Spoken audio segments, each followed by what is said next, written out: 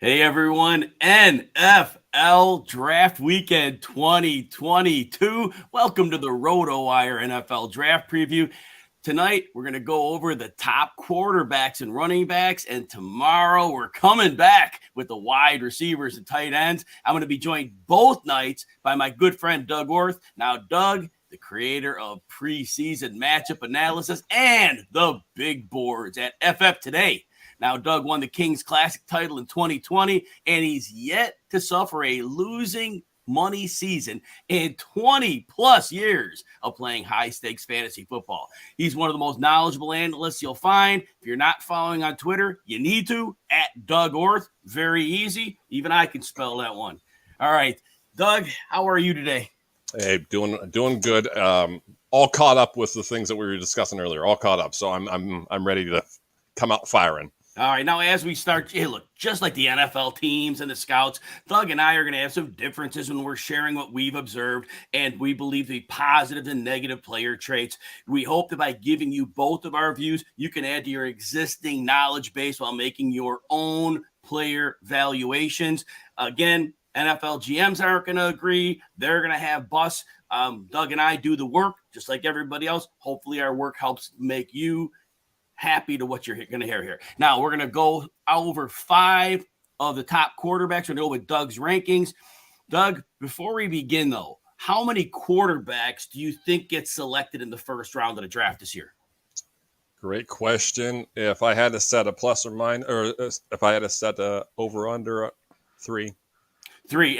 And so now the number that I had been having as a bet on DraftKings, 2.5 was the number. I bet the over on that. I had gotten it at minus 200. I believe that number is going up and up. I don't want to say it was at 250 at one point, but Doug and I both think if that's still at that point, even if you're laying heavy juice, it would seem in a quarterback hungry league, at the very worst, the team's going to trade up to get that 5th-year option on a quarterback. So we both believe that's a solid bet. Doug, your first rank quarterback is Kenny Pickett. And when we look at Kenny Pickett, the first thing before we break him down, he is plus 170 to be the first quarterback selected. So he's not the favorite. What do you think the chance of him being the first quarterback selected are? Very good. Yeah, very good. Now, let's get into the pros and cons of Kenny Pickett. I'm going to let you roll with it, and I'll add mine as we go. So what is your overall breakdown of Kenny Pickett's? Do you want to go pros first, then cons? Do you want to weave them together? What do you like? Yeah, let's do it that way. Okay. And I'll apologize in advance about being wordy with these guys. I'll try to get to the point as much as possible, because we only have an hour on here. So yes. Pros. As far as I'm concerned with his pros, his 2021 showing was a prime example of how most quarterbacks need and should be given about 3 years to master an offense. It was apparent from the beginning of the season that he had confidence in just about every throw he was making. There were numerous examples of him looking off the safety, throwing at the top of his drop back, and quickly accepting his check down when his first option wasn't open. He's an above average runner, capable of hurting a defense in scramble or RPO situations, although he isn't going to post massive totals in that regard.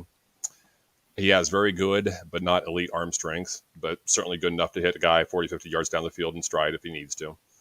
And then I believe he has better footwork than most college prospects. So as Doug comes in with that, I like this because I have my own notes. Doug has his own notes. We've done our own work. And I'm going to give my 3 positive points on him. And because you hear both of us going this route. So first of all, I notice how well he worked through his progressions. He uses his eyes to hold the safeties. It's an advanced skill. Not a lot of college quarterbacks master it. Hey, some pro quarterbacks don't master that. And in that same vein, he doesn't really stare down his receivers much, because at the NFL level, without having a cannon for an arm, you can't afford to do that. And he uses the check downs when he needs to. So I think Doug and I are pretty much on the same page, slight differences, but pretty much similar. What about the downside things that you see about Kenny Pickett? We all know about the much publicized hand size. One thing I was surprised to uncover, 38 career fumbles. Yes. Now, how much are we going to blame that on the hand size? How much are we going to blame it on just poor ball security? But I think there's ample evidence to believe that hand size has something to do with it. For someone with 52 college games under his belt, I would like to see better pocket presence and less desire to drift outside the pocket rather than to climb into it. Obviously, we want our quarterbacks to climb into it, not drift out and get hit by the defensive end.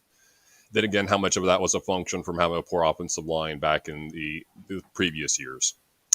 I thought I saw a bit of a gunslinger mentality at times, but of course he doesn't have the Brett Favre arm strength, and Yep.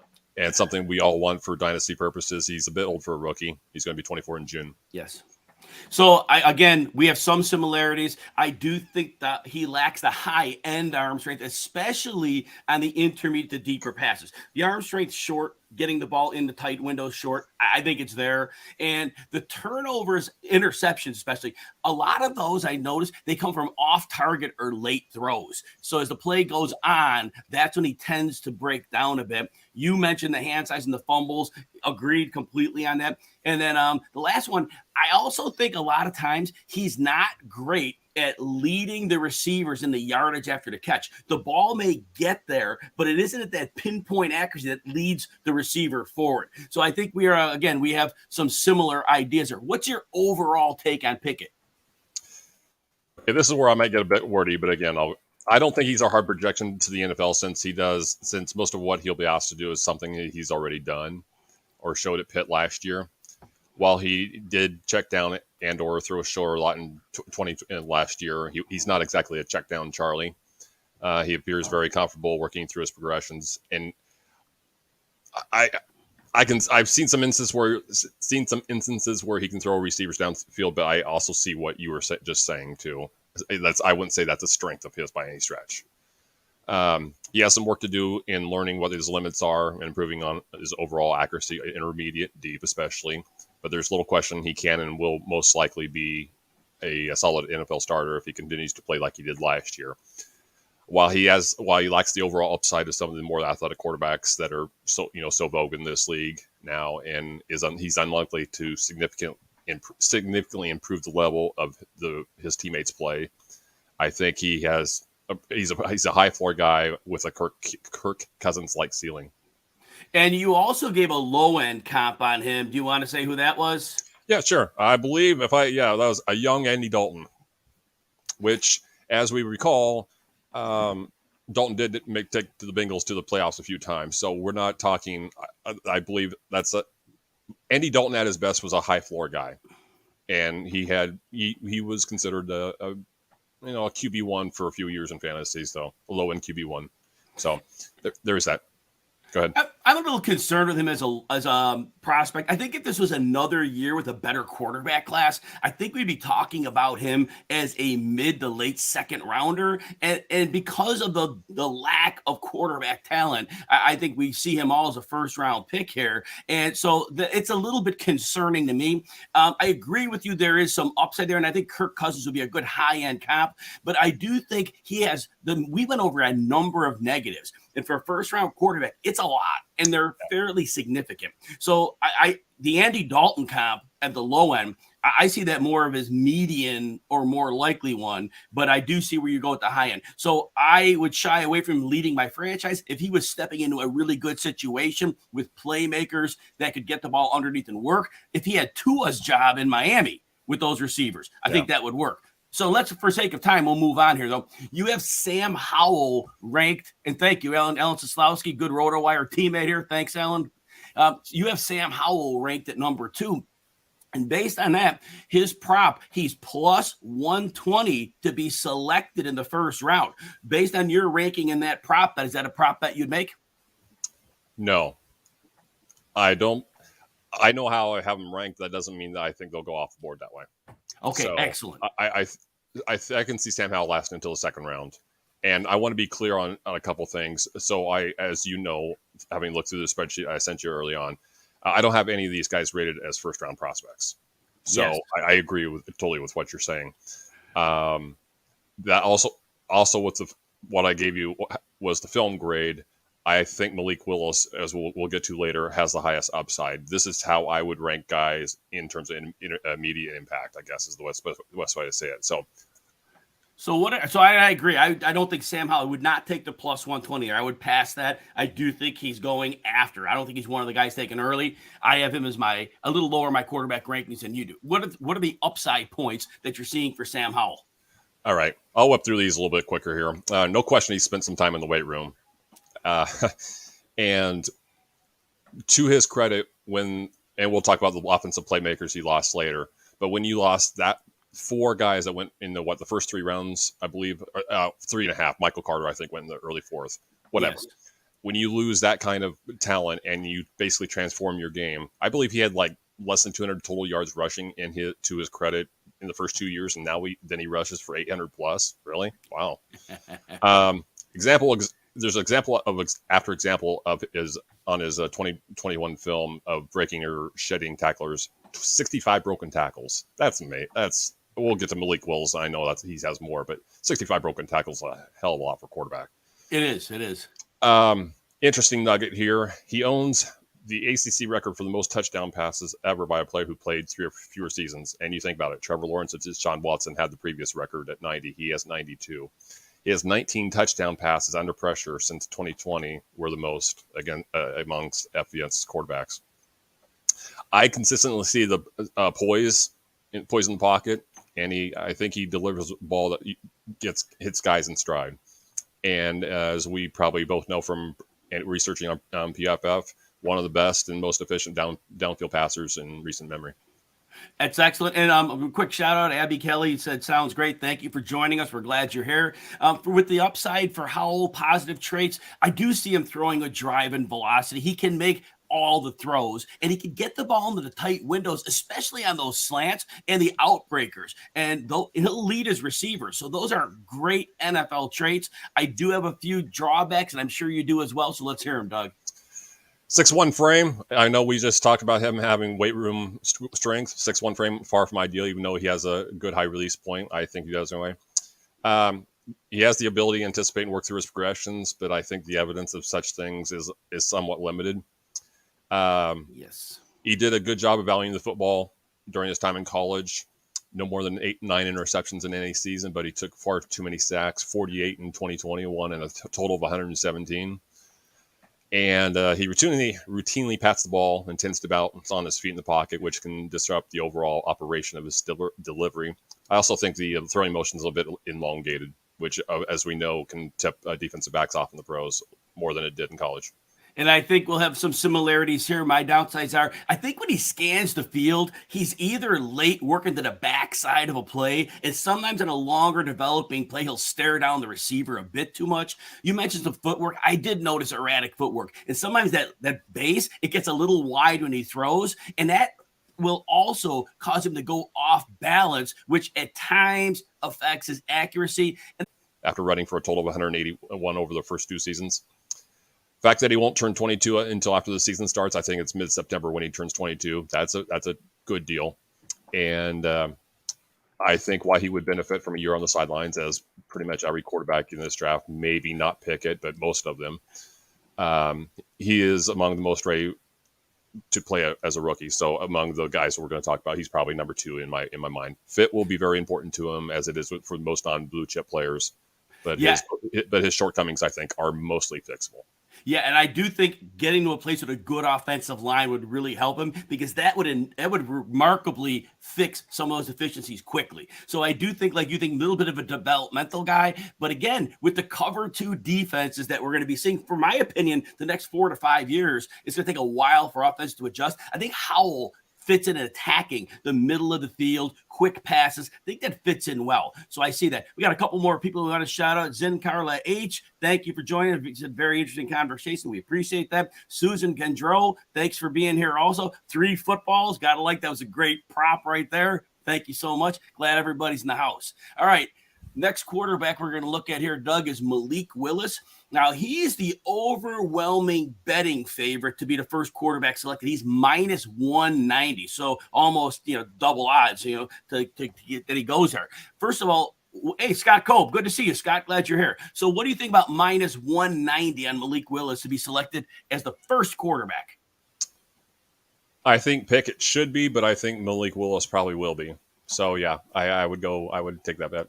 Yeah, I think that is a good bet. Again, you're laying juice, but that's the cost when you're a somewhat significant favorite. And as we talk about his tools, I think you'll see why we like him at that bet. So let's go over some of the positives about Malik Willis. all the physical tools are there for him to be a monster. Top notch, if not elite arm strength, exceptional runner who regularly sheds tackles and often creates something out of nothing. To that end, about breaking tackles, 89. I mentioned 65 for Howell. He has 89, more than any other player in college football last year, including running backs. Surprising, I thought he showed a surprising amount of ability to work through his progressions when he felt comfortable in the pocket. PFF charted him with a big throw rate, which is loosely defined as a pass with excellent ball location and timing, generally thrown further down the field and into a tighter window, of a 10.7% last year. That's tops in college football. By all accounts, we heard what he did at the combine. By all accounts, he is a very mature individual who possesses strong leadership traits, and you could see in the games that he played, he's not going to shrink in the spotlight. I know he noted his transfer from Auburn was what essentially he needed that for his development, and he's built to last physically and showed plenty of toughness last year. Playing every game despite running the ball 197 times and taking 51 sacks. That's a lot of punishment for a guy, but that's my last strength there. So, and I want everybody to be ready and waiting because I can't wait to get to the comps that Doug has for him, but we aren't there yet. We're going to be a couple minutes away. So yeah, I see, look, he's a dual threat. We got the special arm, very special arm, and that explosive athleticism. And the deep accuracy is good, but he's inconsistent with it. We don't always get it, so it could be problematic there. Now, you said running. Yeah, he makes defenders miss in the open field, and he does well when contacted. Doesn't go right down, so that's very positive. What are some negatives that you're seeing about Malik Willis? First and foremost, I don't try to rely on stats too much here. How poorly he performed against the best teams on Liberty's schedule last year. In his three most challenging games at Liberty, Coastal Carolina, NC State, and Ole Miss, he finished a combined 48 of 86, which is about just under 56% passing, for 565 yards, 2 touchdowns, and I believe 8 interceptions. Not going to work. No, not going to work at all. And those aren't great defenses either. They can be considered underrated, but they're not great defenses. He did make up for it a little bit by running for 252 yards and 5 scores in those games, but still. If you wanted to excuse him for the first part, here's some more for you. He also threw 3 picks against Middle Tennessee and Louisiana Monroe, and took a total of 18 sacks against Army, Louisiana, and North Texas. Again, it's one thing because he's trying. How much is he trying to put the team on his shoulders, and how much is he just trying too much?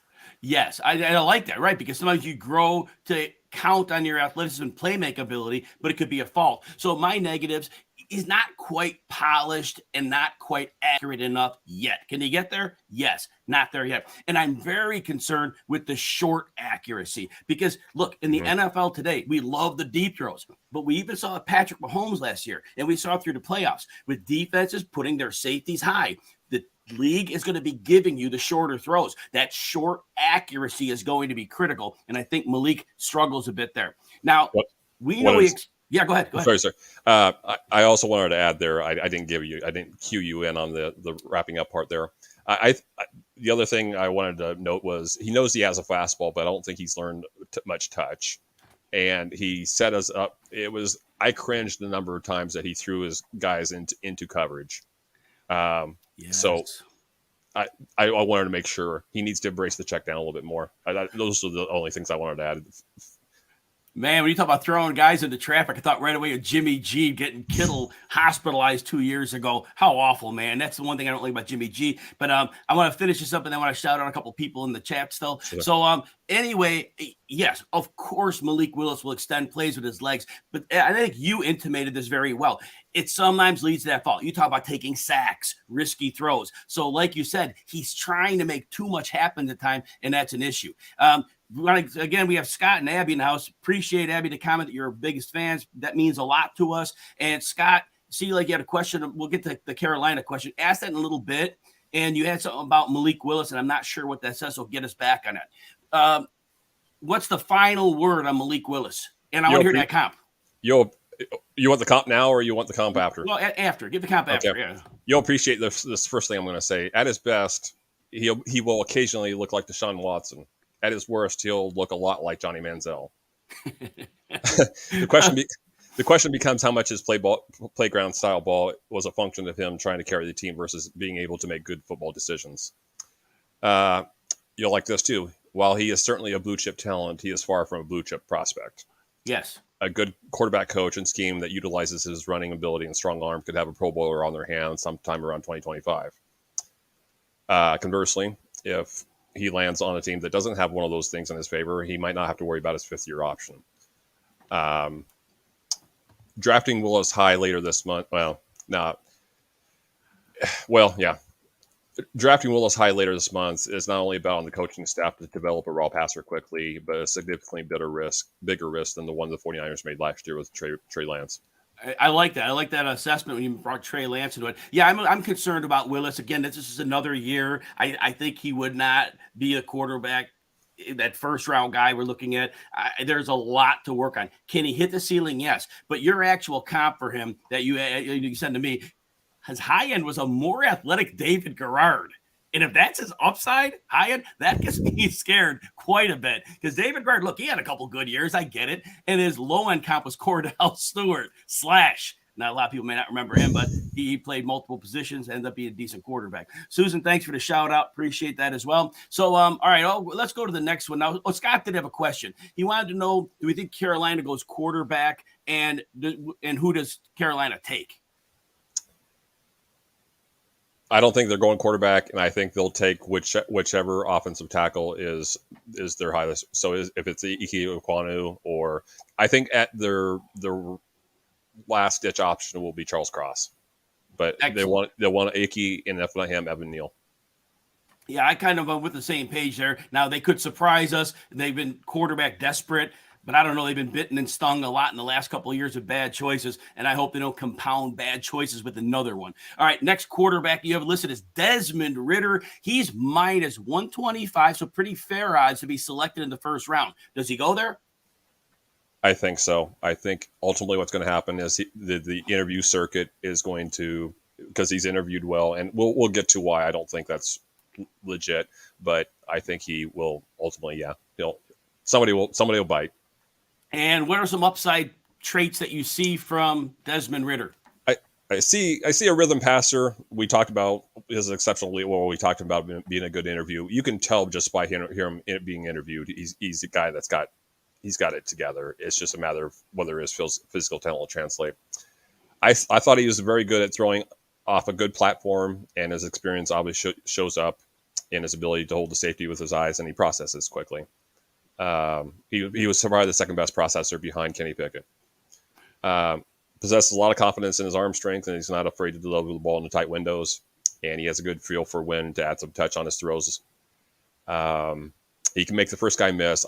He tested well, but I don't see a elusive quarterback. I see somebody he can make the first guy miss and move the chains, but I don't think he's going to regularly bust 50 yards down the field either. So maybe like Joe Burrow as a runner.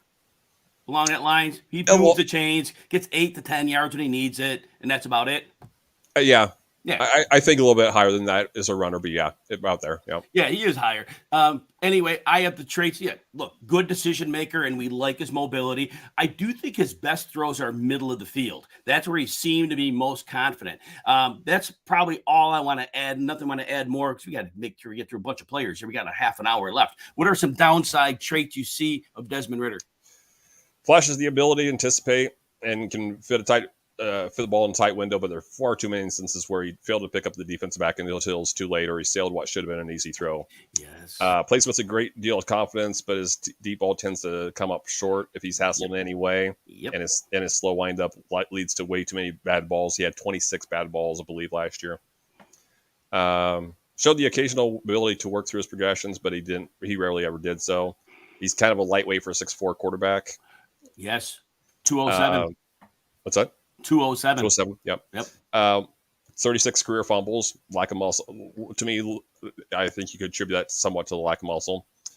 But I also didn't think he was that aware of pressure either, and that's not good, to say the least. In his two most challenging bowl games against Georgia and Alabama at the end of the last two seasons, he took 14 sacks. Oh, ouch. Yeah, that's pretty significant. I have downsides, has some similarities, some differences. I just don't think he has NFL arm talent. The strength and accuracy to me are concerns. Out breaking routes, not so good. He doesn't drive the ball to the outsides he needs to. Even the deep passes are problematic. You mentioned earlier, underthrows deep passes too often. The footwork and the release are inconsistent. Sometimes they look good, but it's not always there. He doesn't even always throw spirals. And leading his receivers doesn't always happen. So that yard after the catch that we need going in the NFL isn't always there. So I do have some overall concerns. What's your final breakdown on Desmond Ritter? Now, here's the thing. When I watched the SMU game, I don't know if you got a chance to watch the SMU game or not. Anybody who that was their only exposure to Ritter, they'd say, why isn't he the first quarterback off the board? He was everything that we just talked about as a weakness was a strength in that game. Yes. I watched 5 other games, and especially in the first half, he's a day 3 prospect. That one game made me think, okay, maybe there's something there. I'll just wrap it up just like that, because there's more to say, but that pretty well entails what I was going to say. And look, Doug's comp, high-end Alex Smith, low-end Blaine Gabbert. Not a brimming prospect here. Very significant concerns here. All right, last one we'll cover is Matt Corral. On DraftKings, he's minus 120 to be selected in the first round. So it's pretty close, pretty normal juice. Is he going in the first round? I doubt it.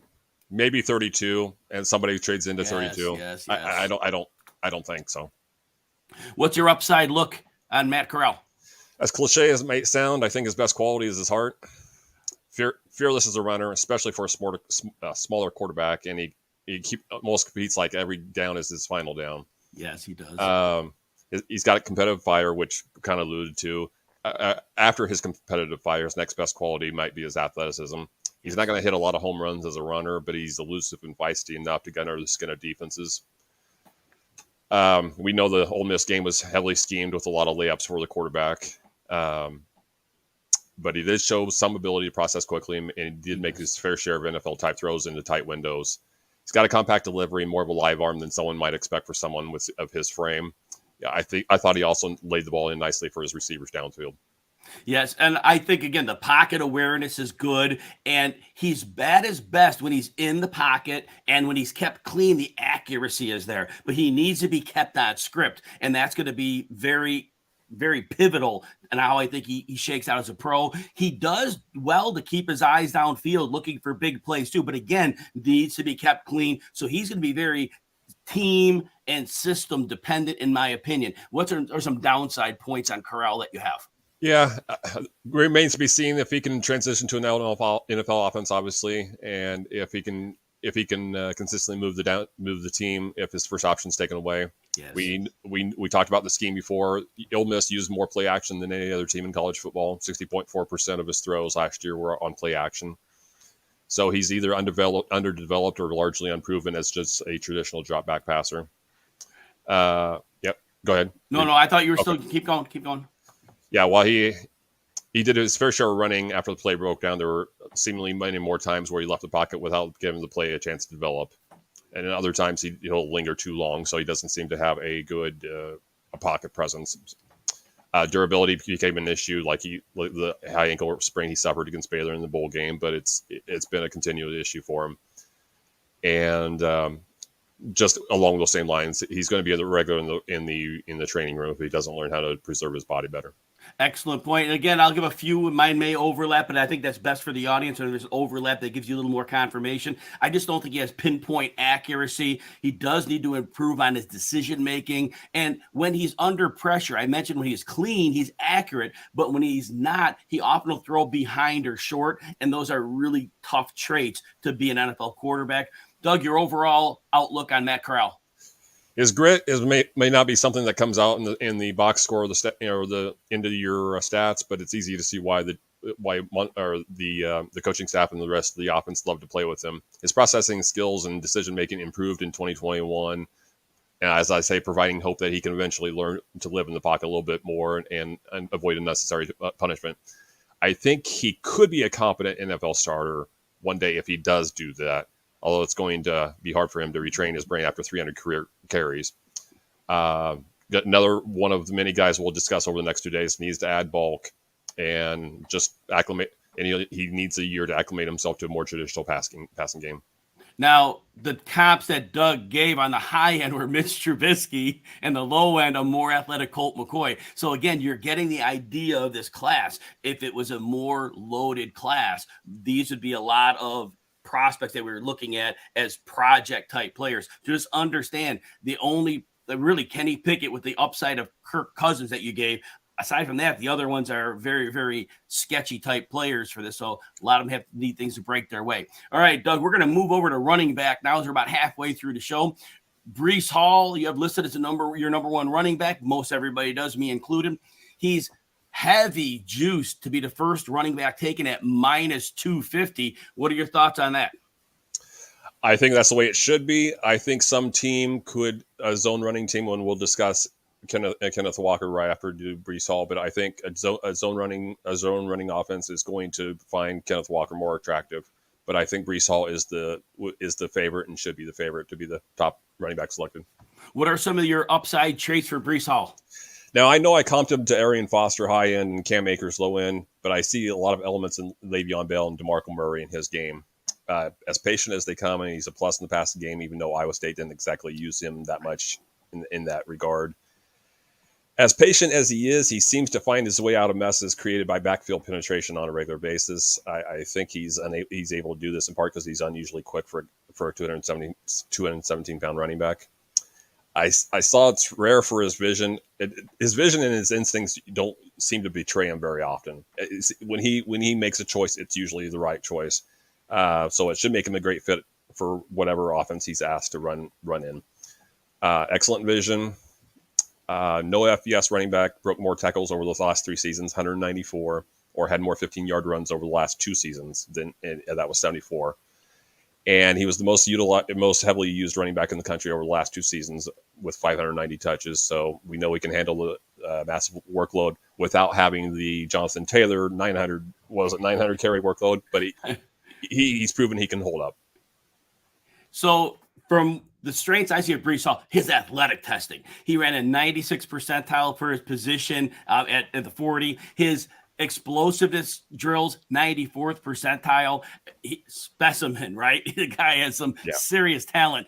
I love his patience. Waits for the hole to open, and then he has good vision for holes and cutbacks. He's very explosive. He can get past the hole to the second level. You mentioned earlier, he has evasive moves, can make defenders miss, and he reads defenders well to set them up on his runs, and he's also strong through arm tackles. So, yeah, very excited here. And Power Lifter USA, Hall definitely excites you more than Walker, and I think you're spot on, Power Lift USA. So, Doug, now back to Breece Hall. What are some downside traits that you see? If I can add one other thing that doesn't include his positives, guy has the thickest neck I've seen in a while. Yes. All right. Bulk of his shortcomings, I think, stem from what he was either not asked to do versus what he can't do or didn't do. Cyclones Iowa State usually used him as more of an outlet receiver or in the screen game, not so much on arrow routes or wheel routes or whatever. So I don't think he was able to show the kind of route running skill I believe he has. Same can probably be said about his pass blocking. When he did stay in block, I don't think he showed great technique and kind of usually resorted to cutting this defender. Yep. We only Matt Campbell, the head coach there at Iowa State, only he and the staff really know whether or not that was by design, but it's something he has to prove. We know about a solid yard after contact and missed tackle numbers, but his averages in both areas are not overly inspiring, less than 3 yards each. Some of that inefficiency is the product of losing the leverage battle probably more often than he should. It's not always going to be easy for a running back of his size to get lower than the defender, but he will occasionally run too upright. And while durability wasn't a problem, he does run the risk of getting hurt more in the pros if he doesn't lower his shoulder more often. Last one being a minor complaint. His time speed doesn't always go up on film, despite the number of explosive runs that he hit.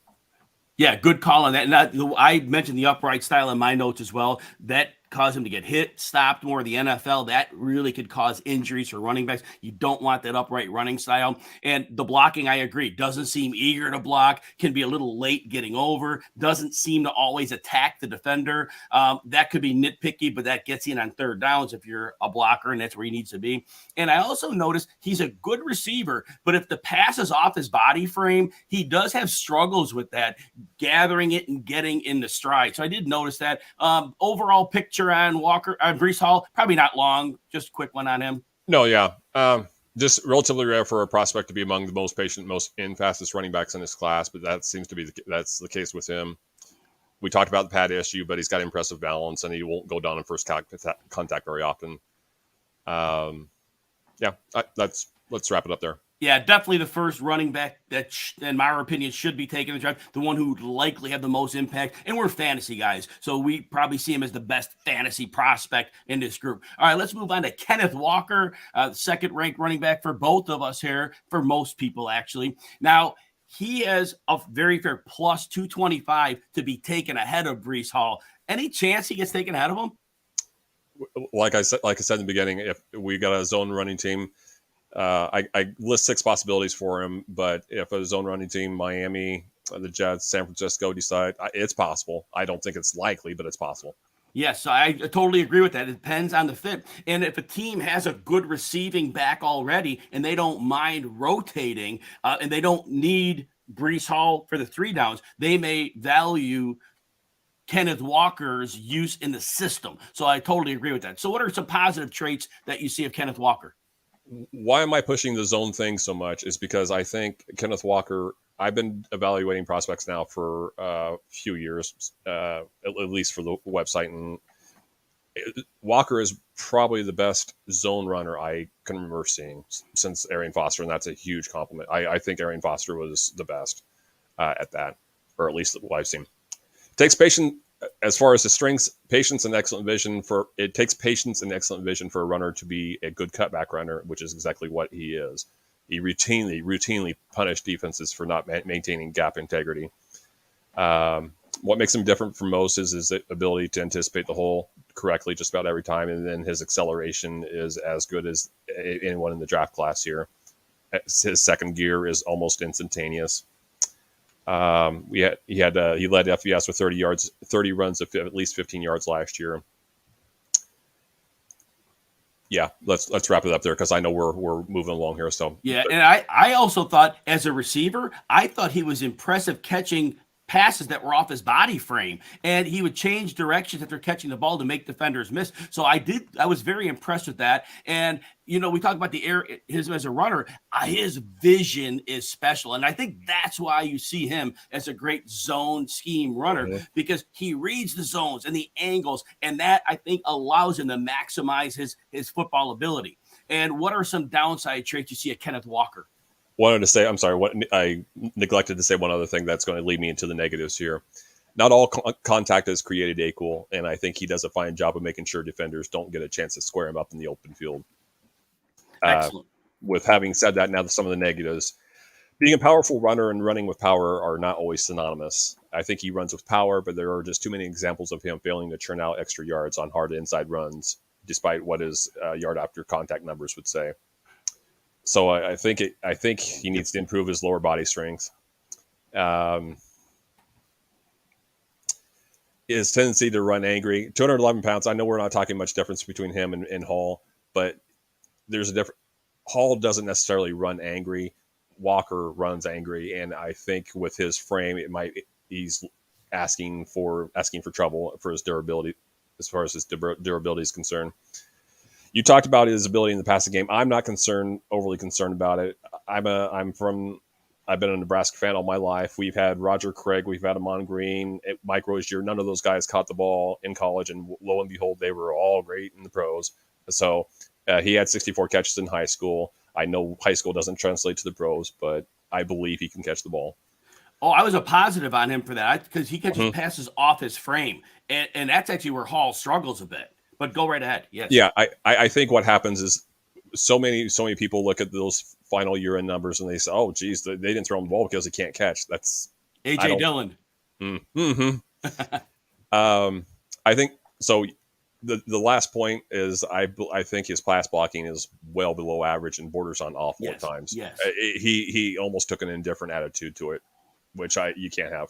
No, and pass pro, he'll leave his feet, which is the worst thing to do. And he does that with some frequency. I do think, and get back to the downside, I think he tested well, but I think he lacks the high-end traits that Bryce has. So, Breece Hall, I'm sorry, Breece Hall is. So, yeah, I definitely think he lacks those traits, but he is strong enough to do contact, but he's not imposing. What's your final take quickly on Kenneth Walker? As I mentioned several times already, he's going to be a scary proposition for defenses wherever he lands, but I think his skill set is perfectly suited for an outside zone that uses outside zone as its staple. As I mentioned before, he rarely gets squared up, and he's explosive. I would agree with you, not high end explosive, but certainly explosive enough. I think and as I mentioned, the weaknesses, for all the credit he gets as a physical runner, and it seems like every day I hear about how physical he is, he just gets stood up too often. Yes. I made the low end comp to Raheem Mostert, who I think ends up being kind of a prototypical zone runner too. I think he can make a house call anytime that the defense doesn't maintain integrity. And I'm with you as far as him being a capable receiver, but I wouldn't say either of those, macro speaking, is a strength. Yes, I do think he could be a 3-down player in the league. I think he could be a very strong pro for a long time. There are some concerns. He's not like a completely flawless product, but yes, definitely worth the second-round pick he'll likely be taken with in the draft.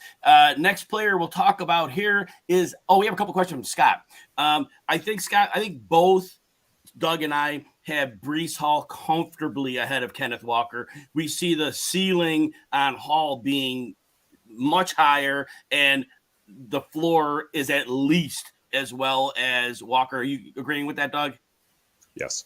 And then you want to where we rank this because of time, Scott. We might not, because we got to do 15 minutes. We got to get through a few more running backs. So I'm sorry, that one I probably can't get in. I'll go off script on that. Jim, I don't mind if we cut off at James Cook.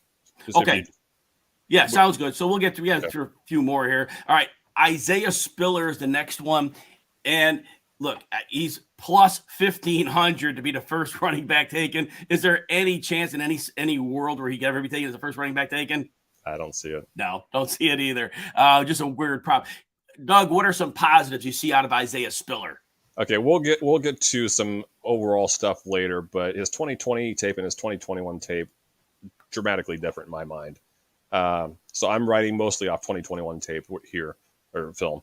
What he lacks in jaw-dropping ability, he makes up for being very balanced in many areas for a running back.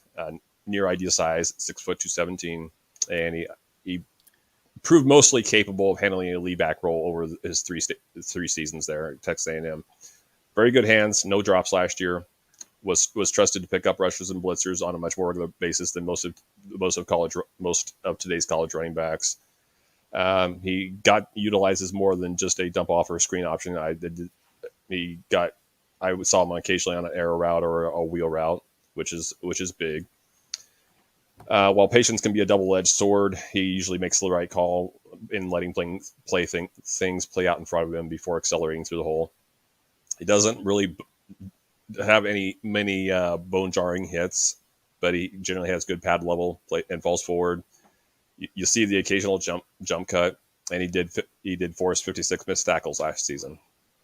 Last one I have here in front of me. I don't see game-breaking speed, and he's not going to outrun many back seven defenders with pursuit angles, but 18 explosive runs, ranked 16th in the country last year. So he does have some of that. But I'll get to the downside. I guess I'll wait on the positive side. When the passes are on his body, very good catching them. As a runner, the one-cut runner, I like him in that. And his vision does help him get to that gap quickly. So I like that aspect of his game. Again, if he's running in a system where he can get to the hole, like the zone scheme, I think he'd be well there. He is elusive. Spin moves and jukes. He has those. So those are things that are useful and can make him slippery. What are some downside concerns? I have him being a slightly above average athlete, I think, as his combine numbers would indicate. Kind kind of leads him to being more of a doubles hitter than a home run hitter. I don't see elite acceleration. I think his patience sometimes works against him because even when he's a split second slow in processing or the offensive line springs a leak, he only lost 3 fumbles during his college career, all of which happened as a freshman, but he was charged with 8 fumbles on 615 career touches. Yes. I said, despite the aforementioned awareness in pass pro, he doesn't always execute well enough to keep his defender from hurting the quarterback. So, as like most college prospects, he can definitely stand to improve a little bit in pass pro. Yeah, at downside, I was terrified of his testing numbers. His 40-yard dash time was 20th percentile. His explosive numbers were 7th percentile. Just horrific numbers testing. And I know testing isn't everything, but to me, when they're that low, I am concerned. And I also want to agree with you, the significant ball security concerns, I do have concerns with that, especially with NFL defenders bearing down on him. Quick final thoughts on Isaiah Spiller. I noted in my draft profiles on FF Today, check out his work against Florida in 2020 and then compare it to any game in 2021. I hesitated comparing him to Joe Mixon because his 2020 tape is that much better. So it looks significantly more explosive and confident in his running ability. I don't know what happened, but that's why I have comps of D'Angelo Williams and Mark Ingram. Not bad, but they're not Joe Mixon. Yes. So, bottom line. So yeah, one of his best attributes is his youth. I believe he won't turn 21 until August. As for his overall game, he does a lot well, but nothing at an elite level. And most of the other stuff we already talked about, his vision contributions as a receiver and blocker in the passing game may be his best traits. Very much a north-south back, runs with power, but hardly a bulldozer. Got some wiggle, as you noted, and enough fluidity in his game to make defenders miss, but it's not something he's going to rely on heavily. All right, and go ahead. Oh, no, that's it.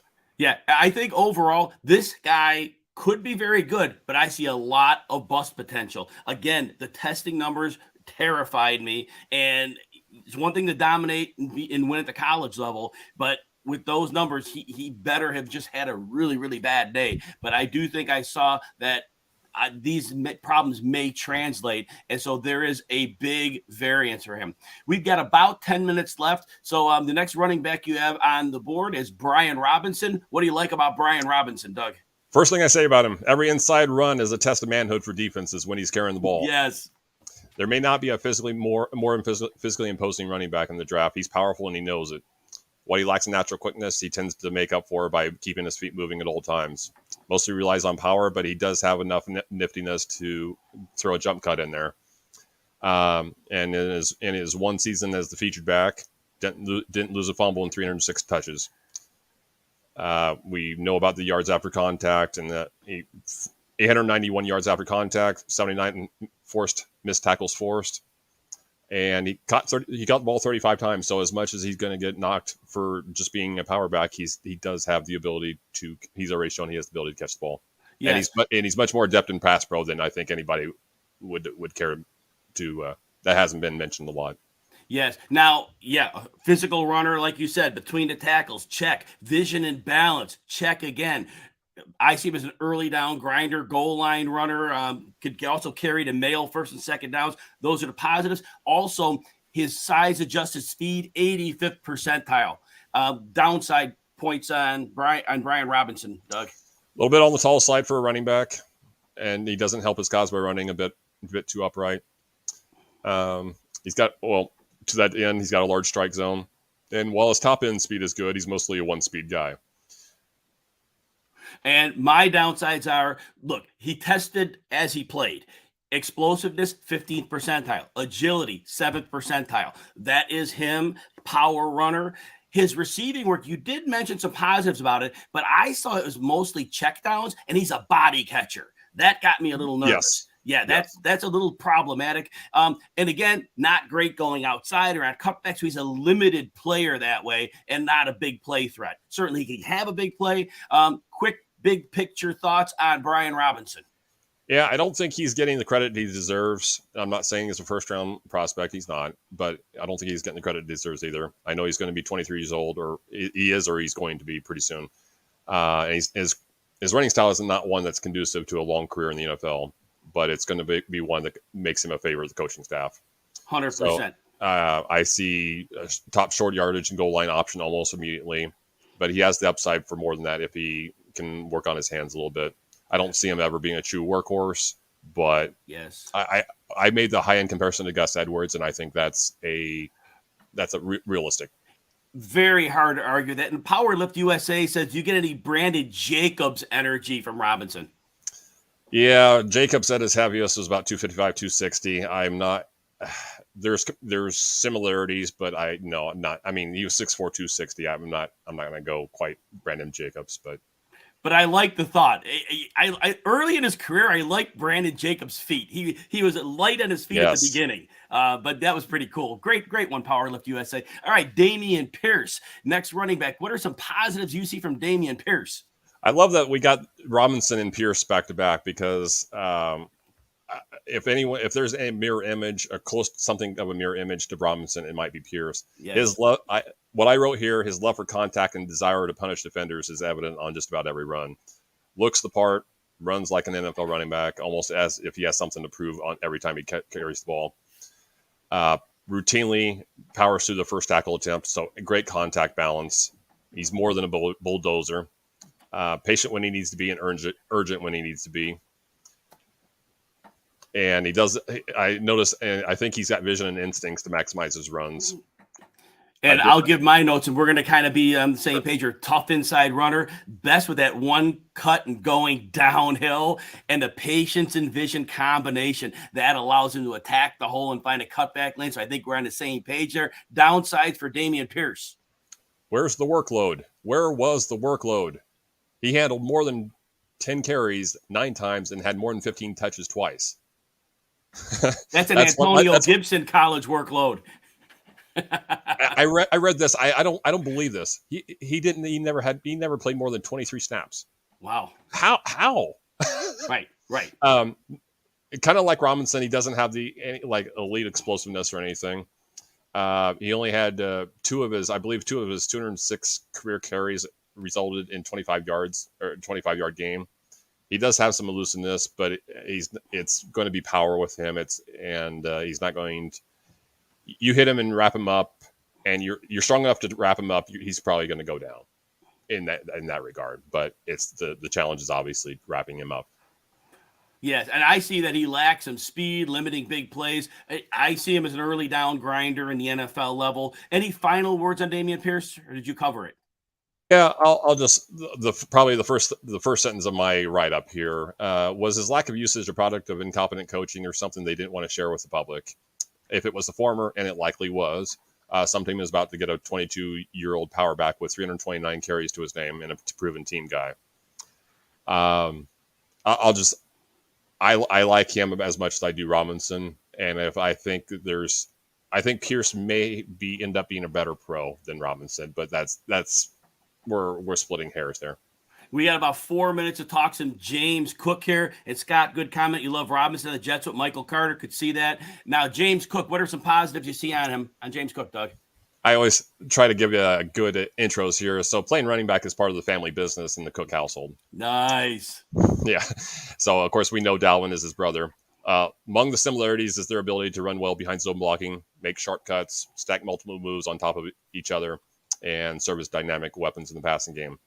Although he's not going to make his living doing so in the NFL, James ran inside more often, certainly than I expected, and he displayed better than expected contact balance and ability to power through some weak tackle attempts. Where he really excels, as we both know, where he really excels as a receiver, one drop on 74 career targets, near impossible cover for a linebacker, 4.42 speed. And a challenge, and he's going to be a challenge for most safeties with his ability to run routes like a receiver. Yeah, go ahead. Yes. Yep. Yes. You had more. Oh no, I was just going to add that he's sudden enough that defenses may have to commit a corner to him down the road. Yeah, and I'm going to follow up with you. Dynamic receiver. I think he can line up anywhere in the formation. Like you mentioned, he can just beat linebackers without an issue. He can even win vertically, and he can track the ball. Very good as for a running back doing that. And then the running, like you said, good patience and the one-cut runner. He can definitely do well there. I think he'll excel, though, best as a third down back. Quick, we have about 2 minutes. Downside points on Cook. He's more smooth and slippery than he is explosive, which is a bit of a bummer for a guy that checks in under 200 pounds. Doesn't have the contact balance or build of his brother, which we already discussed. He runs with more power than you might expect from a scat back, but he's not going to last very long challenging linebackers in between the tackles. Yes, and I'm going to agree with you there. I think he's more of an outside runner at the NFL level. I don't think he has the requisite toughness and size in the NFL for the inside runs if there's not a clear lane. I just don't think he holds up there. Last words on James Cook? You're going to like this too, I bet. There isn't, and Deebo Samuel was not one of my comps for him, okay? I'm avoiding that. There isn't a Deebo Samuel clone in this draft, but Cook could be the closest thing to it in terms of how I think he's going to be used if he lands on the team with an imaginative or creative offensive coordinator. There are obviously differences between the two. Samuel was a receiver at South Carolina. Cook was running back at Georgia, obviously. But I see how they could be used. I could see the right offense coordinator using them in kind of the same ways. Now, what I'll say about James Cook is I think, look, I'm a fantasy guy, right? And I think he could be a dynamic receiver. And if you're in those PPR leagues, to me, in a PPR league, he's my running back 3. That's what I'll say about it. I think he'll be a dynamic receiving weapon. Well, that does it for part 1 of our pre-draft analysis. We will be back tomorrow, Wednesday, the night before the draft, 7 Eastern, same as tonight. We're going to go over wide receivers and tight ends. Now, don't forget to follow Doug at Doug Orth on Twitter. Thanks for spending your time with us. It's one of the most valuable things you have. You spend it with us. For Doug Orth, I'm Jim Coventry. Have a great rest of the day and enjoy the draft. Thanks, guys.